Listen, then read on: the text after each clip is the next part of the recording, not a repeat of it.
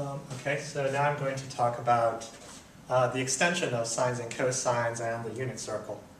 So, well, first, what is the unit circle? Well, the unit circle is, unit means 1, right? So unit circle just means it's a circle of radius 1. So, this here is the radius, and here this is also the radius.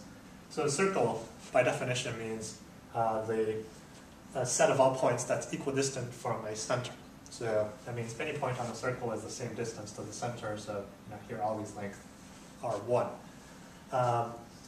Now, we have already talked about sines and cosines for triangles, but one of the things is like geometrically, you have a 90-degree angle, and this angle here cannot exceed more than 90 degrees, right? Because in the worst case, you have a really, really skinny triangle, and then this one's 90 degrees, and this one can get really, really close to 90 degrees, but it'll never get past 90 degrees. As a matter of fact, using geometry, we can't define sines and cosines past 90 degrees. And a lot of times that's also necessary to extend it, because if you recall from the law of cosines, we have some kind of thing that says, okay, if we have an angle here, then we do A and B cosine of this angle gives us this length. But now this is already an angle that's greater than 90 degrees. And cosine isn't even defined yet. If we just confine ourselves to right triangles like this. Like, we can never get this angle to be this wide, otherwise it'll be kind of a, it's not possible in a geometric triangle. So, and of course for law of sines or law of cosines, I've only shown it in acute triangles. It also extends to obtuse triangles, but I won't prove that. I'll just remember the formula, and there's also a proof for that too, but it's not necessary to get into it now.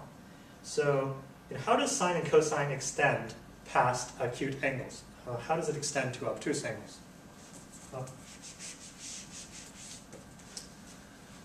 that's where the unit circle comes in. So what we know is triangles here, right? So the unit circle says that, okay, here I can rotate some angle in this circle, and then this is the radius length 1. And now if you remember, like, if we want to get the opposite side to an edge, we multiply it by the sine of theta, right? Okay. So this is 1 times the sine of theta, so this side length is exactly sine of theta. And then, of course, to get the adjacent side, we multiply this by cosine of theta. 1 times cosine of theta is just cosine of theta. So this side length is cosine theta, this side length is sine theta. But you see, I've conveniently put this in an xy coordinate system with a unit circle, and this is going to be the origin, or 0, 0. Now, what is the x-coordinate? Well, x-coordinate is the same as the horizontal distance that I've moved, right? So for this point here, the x-coordinate is just cosine of theta, right? Because it's moved over to the right, cosine of theta units. Now, how about going up? Well, the coordinate for y is here, but this is the same as the length of this sine, so this is going to be sine of theta. So it shows that, at least in this first quadrant, the x and y coordinates are just going to be cosine theta and sine of theta. And that's the, that's the unit circle and the definition of sines and sines on the unit circle. So it's saying, well, what is the sine and cosine of a certain angle? Well, instead of talking about it in terms of right triangles, we can just say on the unit circle,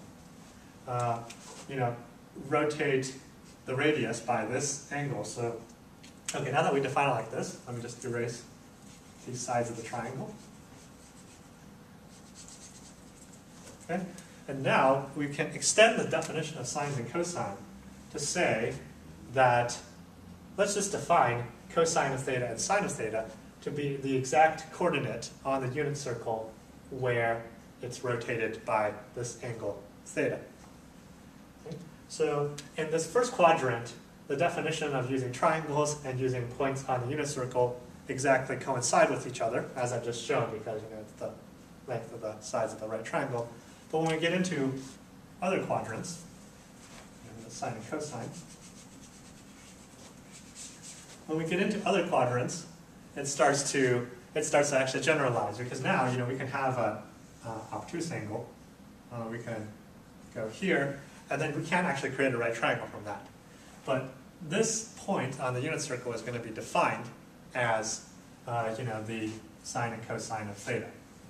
So this is going to be cosine theta, so x is cosine, and then the y is sine.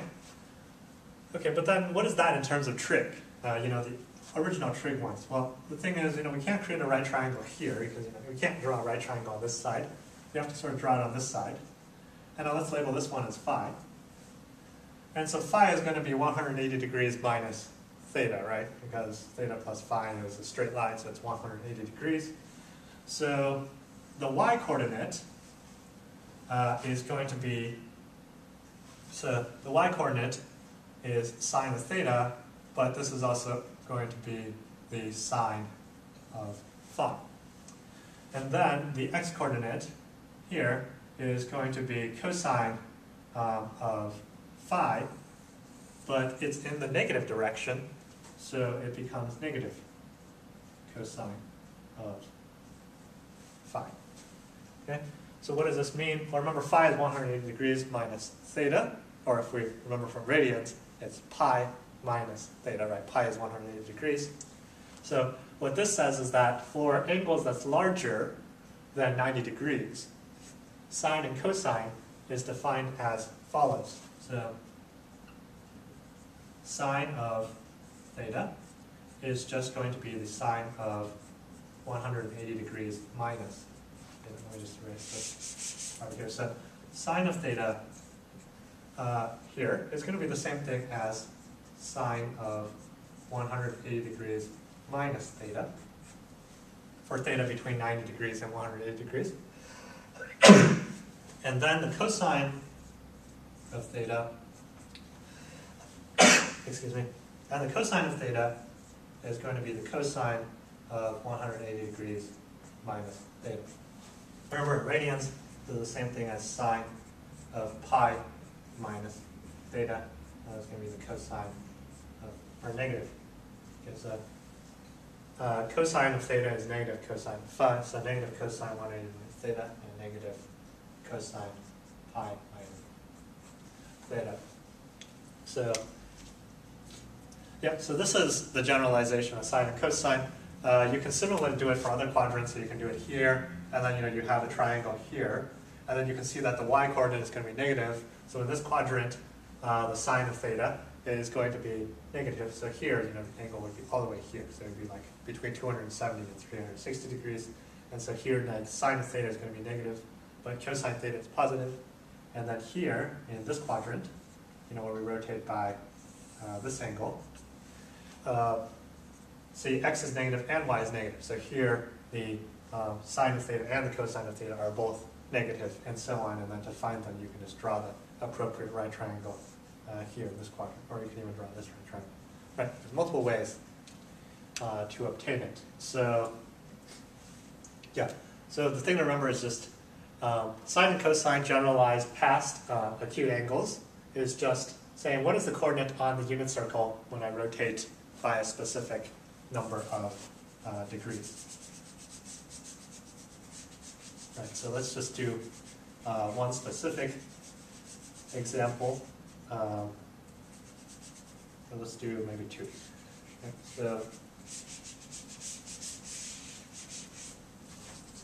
Okay, so this is the unit circle, and then they might say like, what is the sine of? So what is the sine of 270 degrees? So then 270 degrees is going to be 3 times 9 degrees, so you get 190 degree angle here. So this is 270 degrees. So what is going to be the sine of it? Remember, sine is going to be the y-coordinate. So if you look at the circle here, the coordinate is going to be 0, negative 1, right? X is 0, y is negative 1, because it's a unit circle. The radius is exactly 1. So that means that the sine of 270 degrees is going to be negative 1, and the cosine is going to be 0, cosine of 270. Okay, so that one was easy. Let's do a harder one, so somewhere between 180 and 270. Well, let's do 210 degrees. So 210 degrees is 180 degrees plus 30 degrees, or actually 220 degrees. So it's going to be 180 degrees plus 30 degrees. So that means aside from this 180 degrees, there's going to be an additional 30 degrees here. Now we draw the right triangle. This is 1. If you remember from a 30, 60, 90 right triangle, I'm going to the details, you can use the Pythagorean theorem and so on, is that this side length is going to be 1/2, and this side length here is going to be √3 over 2. And so that means for x, it's going to be negative √3 over 2 because it's translated to the left by √3 over 2. And for y, it's going to be negative 1/2, right, for this point here, right? It goes down 1/2, comes here, √3 over 2. It's okay if you don't remember exactly what the sine and cosine of 30 degrees was, but yeah, these are the numbers. So that means that okay, so remember, first coordinate is cosine, second coordinate is sine. So cosine of 220 degrees is negative √3 over 2.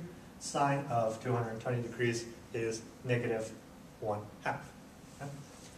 So those are two examples that illustrate how to obtain these. And remember, you don't just have to remember these. You can sort of draw it on the unit circle and look, oh, okay, now I can get a right triangle here. This one's negative, this one's negative. And get the values for the sines and cosines. Similarly, it actually goes beyond 360 degrees, because once you, in a unit circle,